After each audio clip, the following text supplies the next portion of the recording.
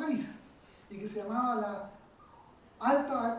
l'École des Hautes Études de Saigon, una especie de academia que publicaba en general cosas acerca del Oriente, temas de China, temas de Indonesia, de la región que los chinos le llamaron la Indochina, que son los franceses. Y es una cantidad de publicaciones preciosas, casi todas son de 1900 a 1930, todavía una época de oro de Francia, de mucho poder económico. Nosotros no tenemos idea en Chile de eso, ¿no? ¿Qué cantidad de saber? Y llegamos quizás al tema central, no crean de que lo voy a alargar tanto, estamos ya terminando. El mal llamado orientalismo. Dentro de mi ignorancia, cuando yo recién me empecé a interesar en los estudios orientales, yo me hacía llamar a mí mismo orientalista, después me di cuenta que era un diletante, que era un patudo. Además que eso está pasado de moda. El orientalismo más bien queda justamente en el horizonte del siglo XIX-XX, del comienzo. Y así como los primitivos coleccionistas de cachivache, de cachureo, ¿ah? Se transformaron con el tiempo o dieron paso al arqueólogo, a la disciplina de la arqueología, que tiene su metodología. Hoy día alguien puede estudiar arqueología y tener un licenciado en arqueología. Así también los orientalistas, en el fondo eran como unos anticuarios coleccionistas de rareza, que fueron de a poco evolucionando hacia lo que yo llamaría hoy día los estudios de Asia. Y los estudios de Asia son realmente un tema complejo. A nivel chileno, yo les digo responsablemente, no existe un estudio asiático, a pesar de que se enojaría mucho mi amiga María Mon Strabucci, directora y vería en el Centro de Estudios Asiáticos de la Pontificia Universidad Católica, pero no tiene ropa para eso. O sea, un centro. Les cuento con mucho orgullo de chileno, porque nosotros somos un país muy chiquitito. Cuando yo estaba haciendo mi doctorado en la India, lamentablemente tuve, esto es medio como personal, pero es un hecho real de mi vida, creo que hasta lo tengo puesto en mi currículum que está en internet. Lamentablemente yo me fui casado y volví soltero de la India, ¿no? Me costó muy caro el doctorado. Mi primera esposa se enojó conmigo y me dejó allá solo. Y medio triste, digamos, por el quiebre. Ella no tenía la motivación que yo tenía y me demoré demasiado también. Me invitaron a Estados Unidos y lo acepté encantado, o sea, imagínense qué oportunidad. Y yo estuve enseñando en la Universidad de Columbia un tiempo, y lo cuento con orgullo, fui profesor de la Universidad Norteamericana, y a mucha honra, porque no fui a enseñar historia de Chile, que es lo que de repente hace un chileno, sino que fui a enseñar una especialidad rara y escasa. Yo me integré al Instituto de Estudios Orientales de la Columbia University en Nueva York, donde habíamos 40 profesores, pero es que ahí está el detalle. Los que trabajábamos los temas de Oriente éramos 40. Porque a mí me llamaron y se interesaron porque les faltaba, no tenían a alguien que hubiera estudiado exactamente el periodo preciso que yo había trabajado, que era el medioevo en India. ¿No? Pero sí había un indio norteamericano, pero era de origen indio, el profesor Panikkar, por ejemplo, que enseñaba la India moderna, que venía del siglo XVI al siglo XVIII. Y había otro indio que enseñaba el 5, un tipo con un turbante, una barba, y ese enseñaba la India contemporánea, y nadie lo sacaba de eso. Si alguien le preguntaba por la India antigua, decía no tengo ni idea. Si el profesor Carrasco, el chileno, sabe eso. Entonces, etcétera. ¿Ah? Bueno, en Chile estamos recién partiendo. ¿Ah? Un centro de estudios del Asia tendría que, entre otras cosas, tener niponólogos, sinólogos, iranólogos, indólogos. Yo soy, diríamos, un indólogo, porque estudio el mundo de la India y manejo la lengua de la India. No se puede entender que alguien diga, no, si yo sí estoy de China. O sea, tú hablas chino. No, lo leo en francés. Lo leo en francés. No sabe. No es lo mismo. Tiene que tener un manejo de lengua. Bueno, y de estas lenguas, de estos estudios orientales, que eran todavía un poco a los aficionados, ya se fue pasando por una serie de etapas muy interesantes. A lo largo del siglo XX, por ejemplo, se hizo una serie de estudios y hay en las bibliotecas obras interesantes sobre mitologías comparadas. Se empezó a descubrir la relación que había entre las leyendas antiguas de la India y las leyendas antiguas de la Germania, por ejemplo. Porque hay una cierta semejanza, lo digo a modo de ejemplo, hay una cierta semejanza entre Sigfrido, matador del dragón Hefner, y el Arjuna, que también se enfrenta a una especie como de Hércules también que hay en la India, ¿no? Arjuna se llama, ¿no? El tipo que anda en un carro de combate y que tiene como mozo a Krishna. ¿Ah? Quizás lo hayan escuchado esto ustedes alguna vez, o quizás algunos de ustedes tienen en la casa un Bhagavad Gita que se lo regaló a otros pelados que andan por la calle, que son los Hare Krishna. Pero es bastante más complejo que eso. Eso se llama estudio de religiones comparadas, leyendas comparadas, mitologías comparadas. Toda una disciplina nueva que nace ya en el siglo XX, me fui para atrás, en el siglo XX.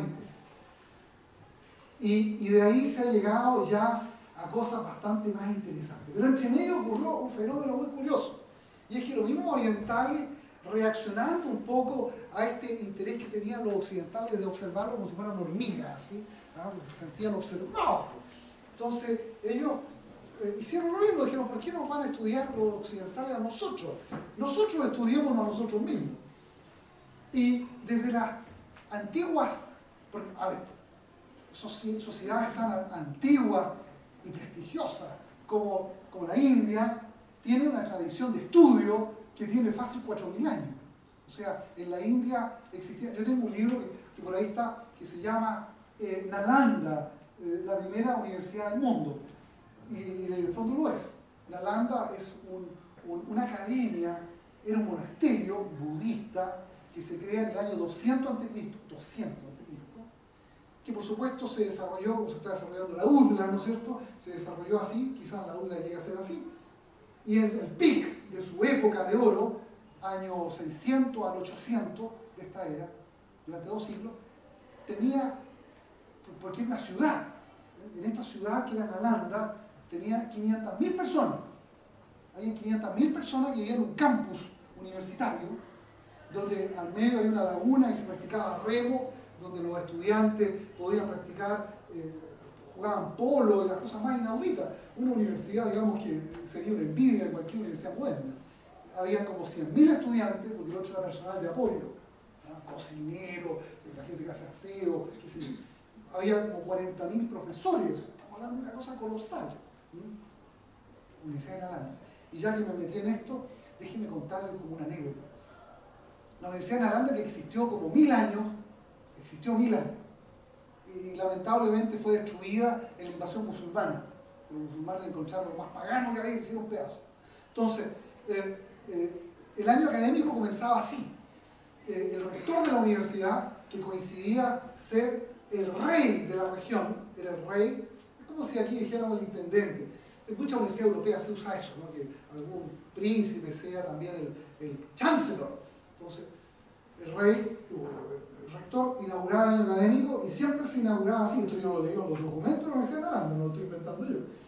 Y decía, bienvenidos a un nuevo año académico y bla, bla, bla, es una serie de cosas parecidas. Espero hayan descansado, estudiantes, jóvenes, etc. Alguien durante las vacaciones, viajando o quizás leyendo, se ha informado de algo que no sepamos en la Universidad de Nalanda, lo decía alarmado, ¿entiendes? Así, preguntando.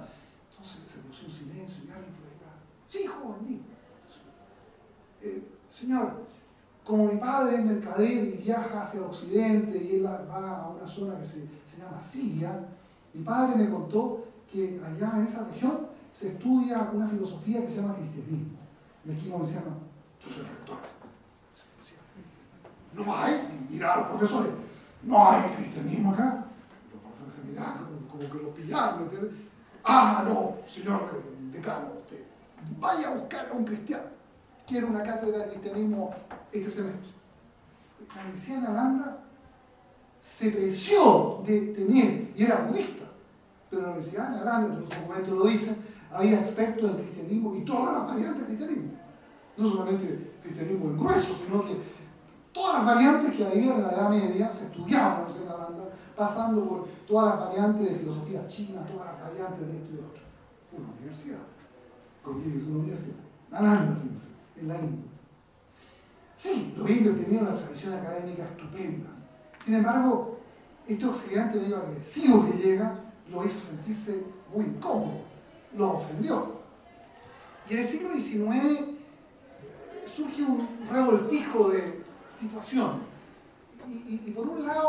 aparecen unos movimientos como nacionalistas, unos movimientos con algunos personajes menos conocidos. Ustedes habrán escuchado, o bueno, me imagino, ubican a Rabindranath Tagore. Bueno, el padre de Rabindranath Tagore fue justamente el fundador de un movimiento que se llama el Arya Samaj.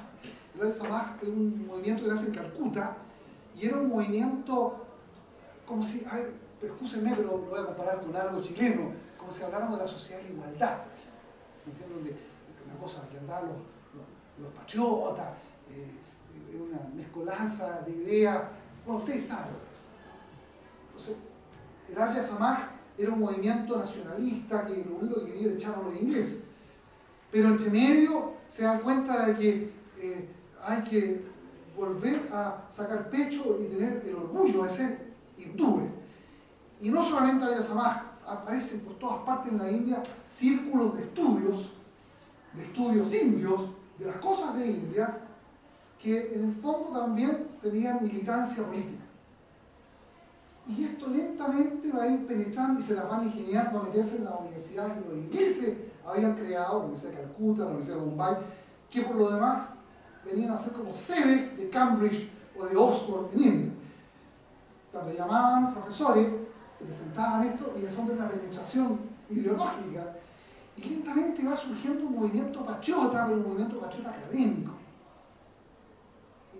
Y esto nos lleva a que en el año 1947, cuando nace la India como república, y un fenómeno muy parecido sucede en China, y también muy sucede en Filipinas, y sucede en... Esto en Japón es un poco difícil, ¿no?